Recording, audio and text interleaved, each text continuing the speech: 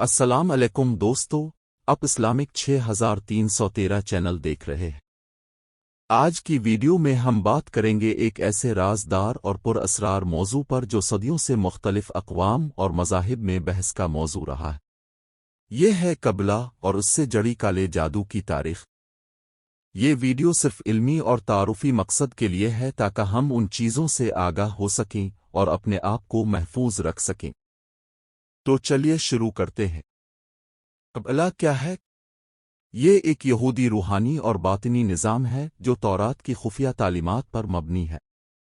قبلہ کا لفظ عبرانی زبان سے آیا ہے جس کا مطلب ہے وصول کرنا، یاد روایت۔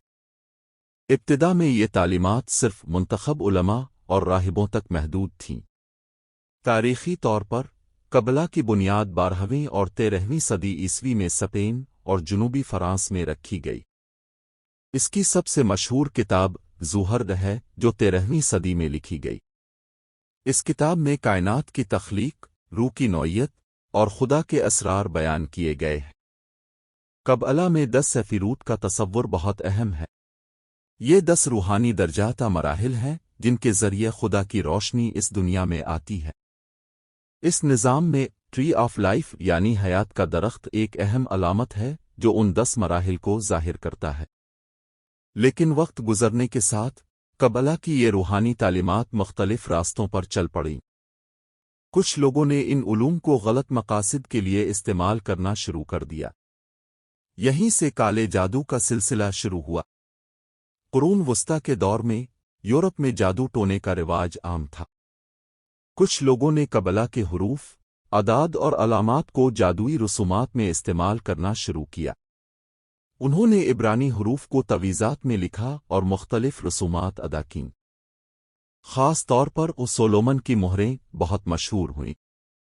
کہا جاتا تھا کہ حضرت سلیمان علیہ السلام کے پاس خاص انگوٹھیاں تھیں جن سے وہ جنات اور روحوں کو قابو میں کر سکتے تھے۔ جادوگروں نے ان مہروں کی نقلیں بنائیں اور دعویٰ کیا کہ ان سے جنات کو بلایا جا سکتا ہے۔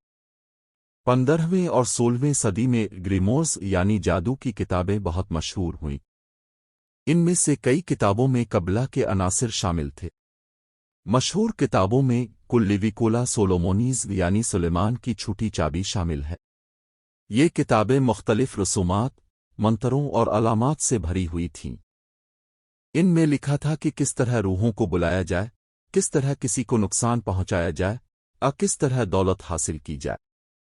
لیکن اسلامی نقطہ نظر سے یہ تمام عمل شرک اور حرام ہے۔ قرآن مجید میں اللہ تعالیٰ نے واضح طور پر جادو کو حرام قرار دیا ہے۔ سورہ البقرہ میں فرمایا گیا، اور انہوں نے اس کی پیروی کی جو شیطان سلیمان کی سلطنت کے بارے میں پڑھتے تھے، اور سلیمان نے کفر نہیں کیا بلکہ شیطانوں نے کفر کیا، وہ لوگوں کو جادو سکھاتے تھے۔ قبلہ سے منسوب جادوئی عملیات میں کئی قسمیں تھیں۔ ایک قسم گیماٹوریا تھی جس میں حروف کو اعداد میں تبدیل کر کے خفیہ معانی نکالے جاتے تھے۔ دوسری قسم نوٹریکون تھی جس میں الفاظ کے پہلے حروف سے نئے معانی بنائے جاتے۔ تیسری قسم تیمورا تھی جس میں حروف کی ترتیب بدل کر نئے الفاظ بنائے جاتے۔ جادوگر ان تکنیکوں کو استعمال کر کے دعویٰ کرتے تھے کہ وہ خفیہ طاقتیں حاصل کر سکتے ہیں۔ تاریخ میں کئی مشہور شخصیات نے قبلہ اور جادو کا مطالعہ کیا۔ ان میں جان ڈی، جو ملکہ الزبتھ اول کا مشیر تھا، شامل ہے۔ اس نے اینوکین میجک کا نظام تیار کیا جس میں قبلہ کے عناصر شامل تھے۔ ایک اور مشہور نام ایلیفاس لیوی کا ہے جو 19ویں صدی کا فرانسیسی جادوگر تھا۔ اس نے قبلہ اور مغربی جادو کو ملا کر ایک نیا نظام بنایا۔ اس کی کتابوں نے بعد کی نسلوں کے جادوگروں کو بہت متاثر کیا۔ 20ویں صدی میں گولڈن ڈان نامی ایک خفیہ تنظیم بنی جس نے قبلہ، جادو اور مختلف باطنی علوم کو ملایا۔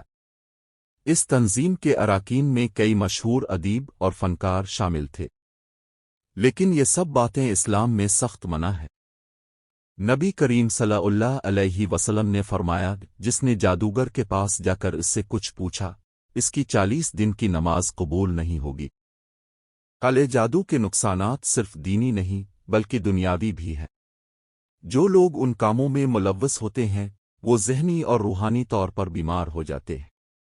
उनकी जिंदगियों में बेसुकूनी और परेशानी रहती है।